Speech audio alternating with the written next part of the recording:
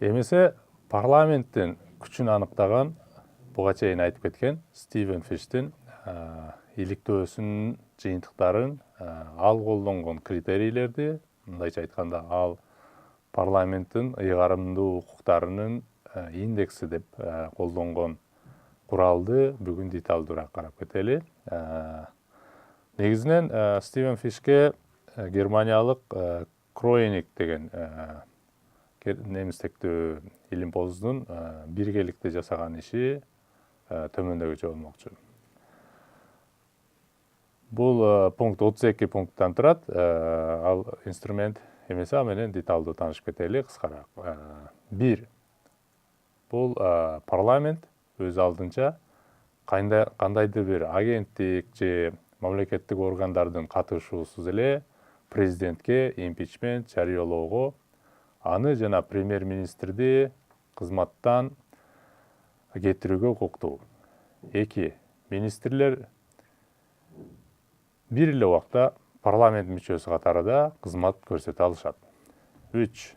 Парламент аткаруу бийлигинин мүчөлөрүн министрлер кабинетин өзүнө чакырып, аларга алдын ала маалымдалган регулярдуулукта кайсы бир суроолордун угууларын жана кароолорун жүргүзөт. 4. Парламент башкы аткаруу бийлигинин жана анын агенттеринин иш-аракеттерин көз карандысыз текшерет. 5.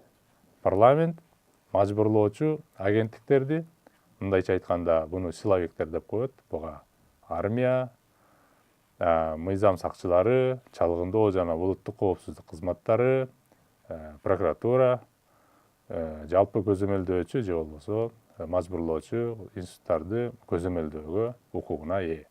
6. Парламент премьер-министрди дайындайт. 7. Парламенттин жактыруусу министрлердин дайындалуусун далили болуп эсептелет же парламент министрлерди өзү дайындайт. 8.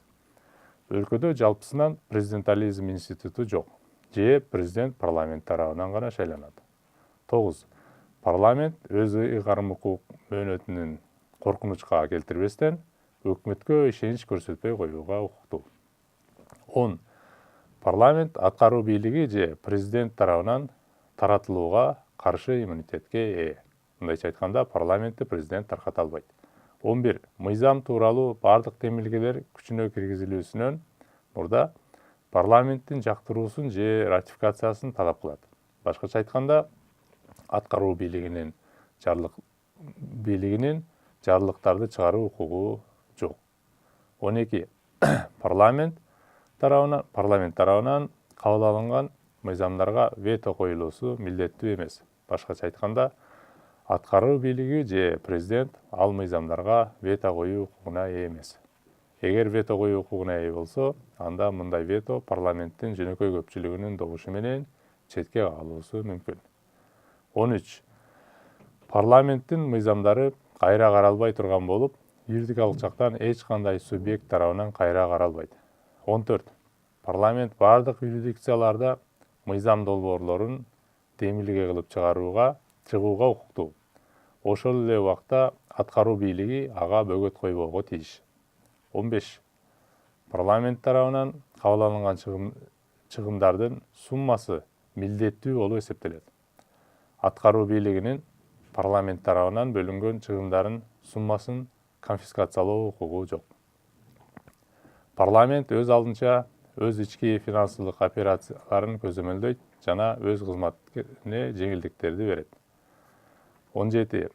Парламентарийлер камалууга жана же кылмыш иши боюнча куугунтукталууга каршы иммунитетке ээ. 18. Парламенттин бардык мүчөлөрү шайланат.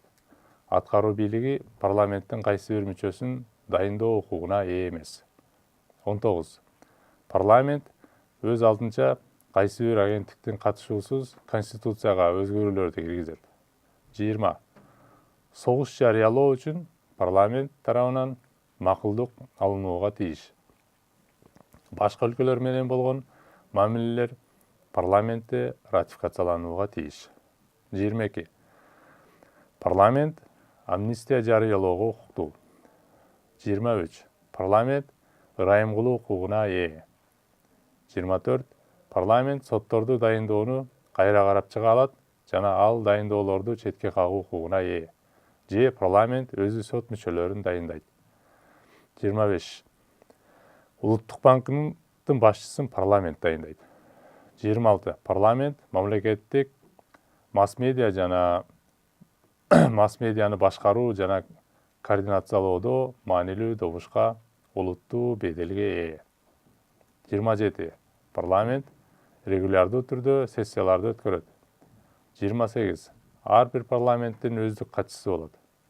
29. Ар бир парламенттин катчылыкка карабаган эң аз дегенде бир саясий багыт боюнча эксперти, полис эксперти болот. 30. Парламентарийлер чектөөсүз кайра шайлана алат. 31. Парламенттик орун жетишээрлик деңгээлде жагымдуу жана депутаттардын орду кайра шайланууга тете кызыкчылык жаратат. 32. Парламентте анын мүчөлөрүнүн чоң бөлүгүн кайра шайланган мүчөлөрү түзөт.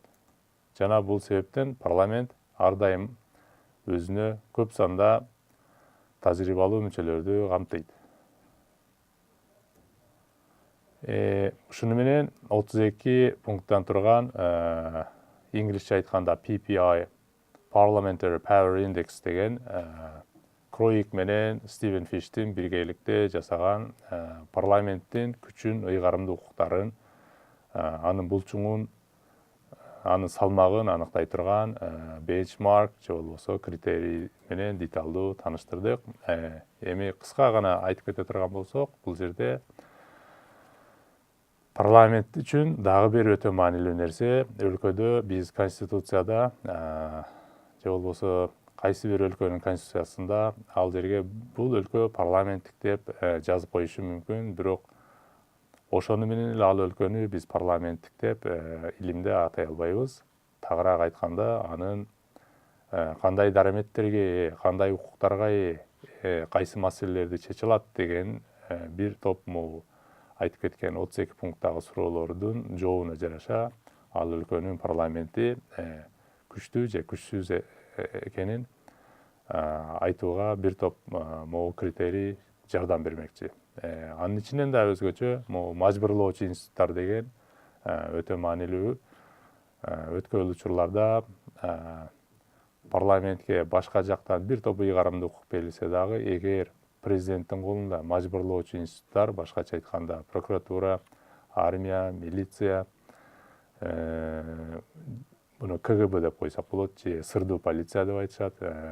Бул эгер президенттин колунда болсо, президент ал мажбурлоочу институттар аркылуу өзүнүн оппоненттерин коркутуп, шантаждап, бийликти өзүнө узурпациялап алып алганга бир топ мүмкүнчүлүгү бар экенин биз авторитардык мамлекеттердин тажрыйбасынан көрүп келебиз. Ошон үчүн бул 32 пункт менен таанышып чыгуу политологияда сунуш катары айтылып жүрөт.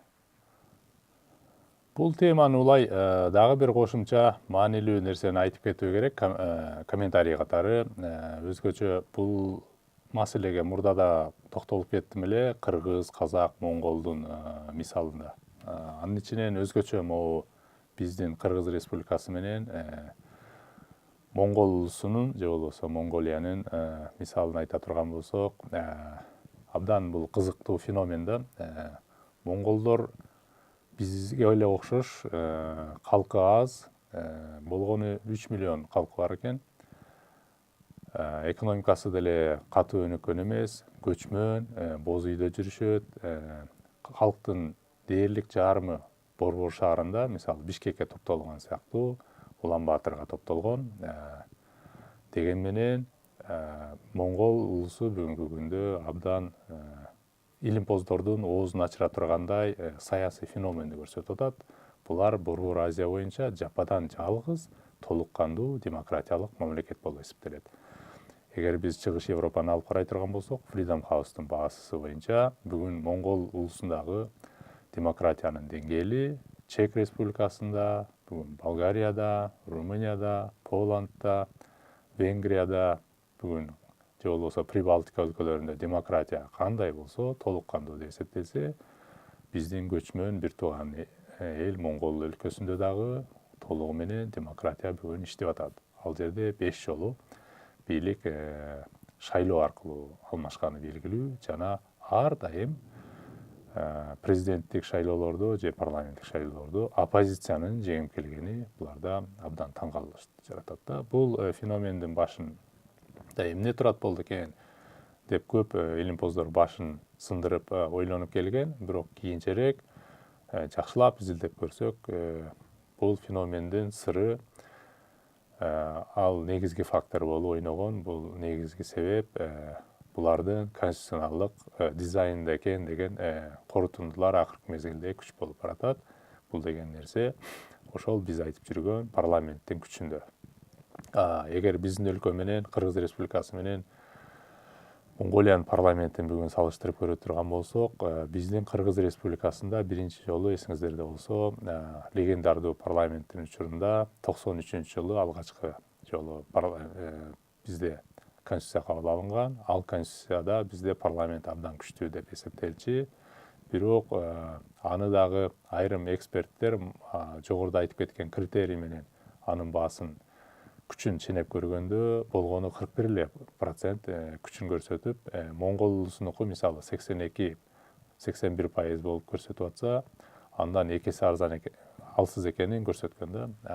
Бирок кийинки акыркы биздин былтыркы референдумда парламенттин ыйгарымдуу укуктары бир аз көбөйгөнү, премьер-министрдин ыйгарымдуу укуктары көбөйгөнү белгилүү болду. Бирок ошондо деле бизде парламенттин бүгүн ыйгарымдуу укуктары 53% жетип атат. Бул деген нерсе алда канча монголдордун парламентинен алсыз экенин көрсөтүп атат.